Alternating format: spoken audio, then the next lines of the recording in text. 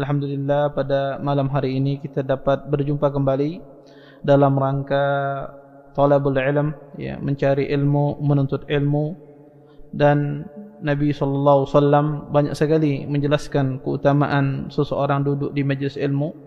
Dan di antaranya yang sering kita dengar adalah hadis Nabi SAW, "Wa majtama qaumun fi baitin min buyutillah yatluna kitab Allah wa yatadarasunahu bainahum illa nazala alaihim sakinah wa ghasiyatuhumur rahmah wa hafathumul malaikah wa dzakarahumullah fi man indah." Kata Nabi SAW, tidaklah sebuah kaum berkumpul di salah satu rumah dari rumahnya Allah Subhanahu wa taala. Tidaklah perkumpulan mereka, ya, mereka membaca kitabullah, ya, Al-Qur'anul Karim dan hadis-hadis Nabi SAW, ya, kecuali Allah Subhanahu wa taala turunkan pada hati mereka ketenangan, ya. Allah timpakan pada hati kita ini ketenangan, ya, karena ini bagian dari zikir, mengingat Allah Subhanahu wa taala. Kemudian Allah Subhanahu wa taala, ya, Allah liputi orang-orang duduk di majelis ilmu ini dengan rahmatnya, ya. Kita masuk surga Allah dengan rahmatnya Allah, ya. Tidak ada satupun masuk surga dengan amalannya.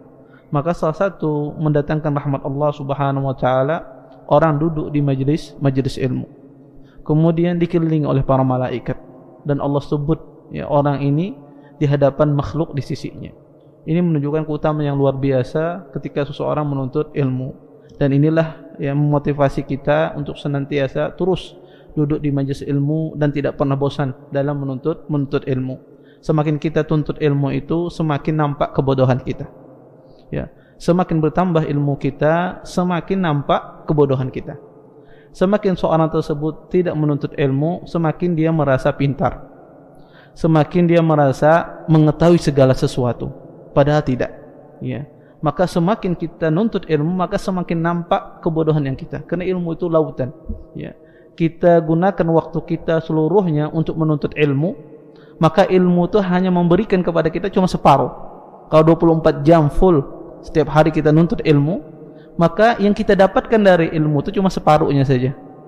Bagaimana kalau kita hanya sekedar nuntut ilmu sejam, 2 jam sehari, berapa ilmu yang kita dapatkan? Ini menunjukkan ilmu itu sangat luas sekali.